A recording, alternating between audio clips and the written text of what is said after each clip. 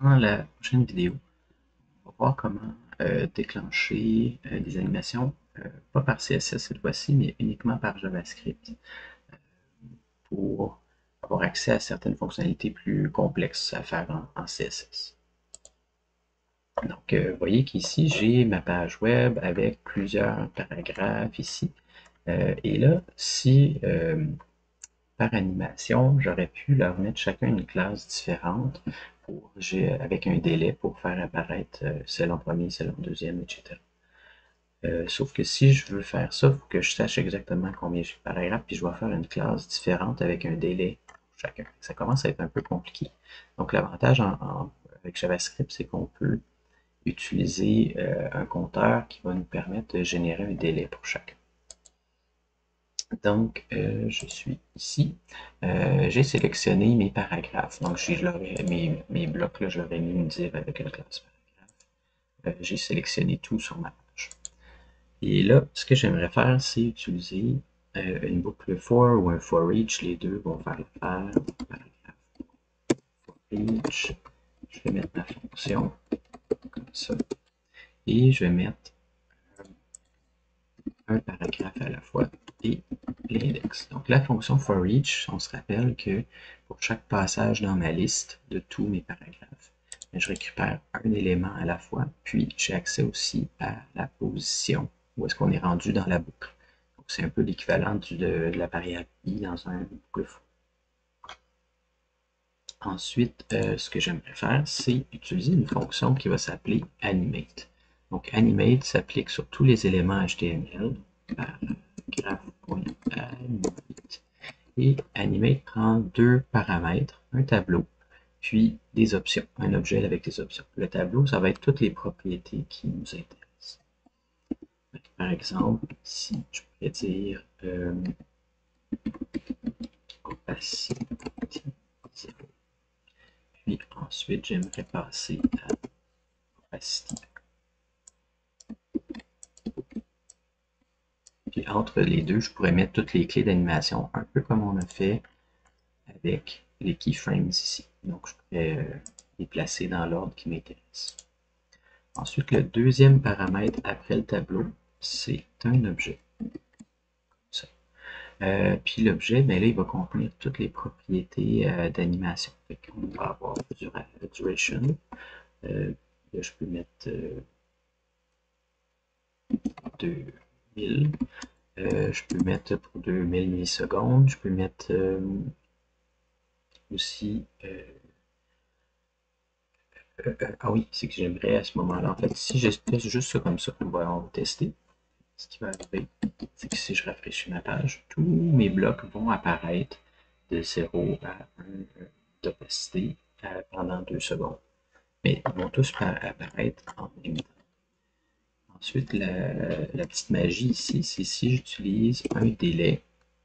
Et là, mon délai, je peux lui mettre, par exemple, j'aimerais 500, une demi-seconde pour chacun, fois mon index. Ça veut dire que le premier élément, l'index est à 0, donc il va jouer instantanément. Le deuxième, il va avoir un délai de 500 millisecondes. Le deuxième, il va avoir un délai de 1000 millisecondes, etc. Ce que ça va faire, c'est qu'ils vont jouer comme ça dès le départ. Moi, ce que je pourrais faire aussi, c'est jouer avec les propriétés fill, comme j'ai dit. Donc, ou venir carrément dans mes paragraphes. Ici, je peux venir cibler mes paragraphes. Par défaut, ils pourraient tous avoir une opacité de 0, comme ça, quand j'ouvre ma page, ils vont apparaître un à la suite de. Sauf que là, vous remarquez qu'une fois que l'animation est terminée, ben, ils reprennent leur propriété initiale.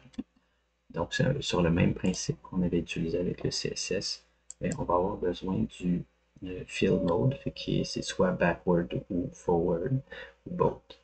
Par exemple, ici, je vais avoir besoin d'un fill, puis là, je vais mettre forwards. Ça veut dire qu'une fois que l'animation est terminée, on va rester dans la clé d'animation, la dernière qui a été jouée. Ça. Et là, maintenant, ils vont rester affichés. Puis ils vont s'animer comme ça jusqu'à la fin. Et là, ici, ben, vous pouvez mettre plein d'affaires. Donc, toutes les propriétés animables en CSS sont les mêmes que vous pourriez faire avec la propriété animate. Donc, vous pourriez avoir, je ne sais pas moi, color pink, puis on va faire color black.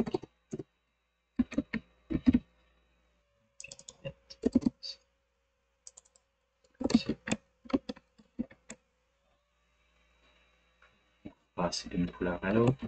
On pourrait jouer avec un height de 0,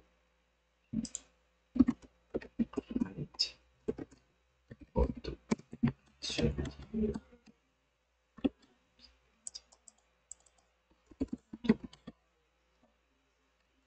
fait, ça va être un height et les choses, je pense. Ouais, ça serait un scale de 0.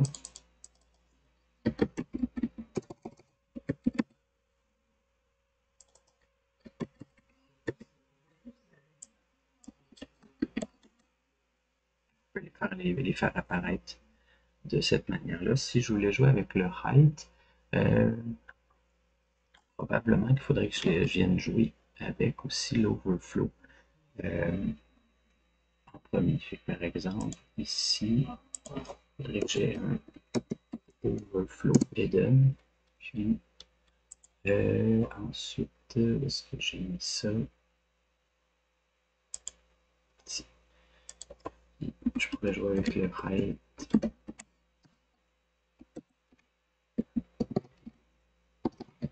Ça, c'est beau. Puis,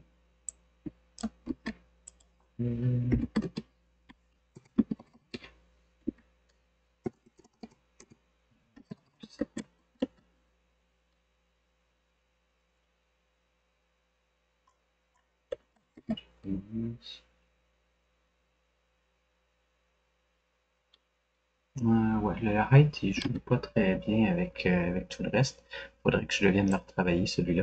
Mais vous comprenez le principe. Mais grosso modo, vous pouvez placer toutes vos propriétés qui sont animables, puis avec la durée, le délai. Puis ça, c'est la. Vous n'êtes pas obligé d'utiliser un délai, mais si vous avez une liste, ben, ça peut être pratique là, pour les animer de cette manière-là.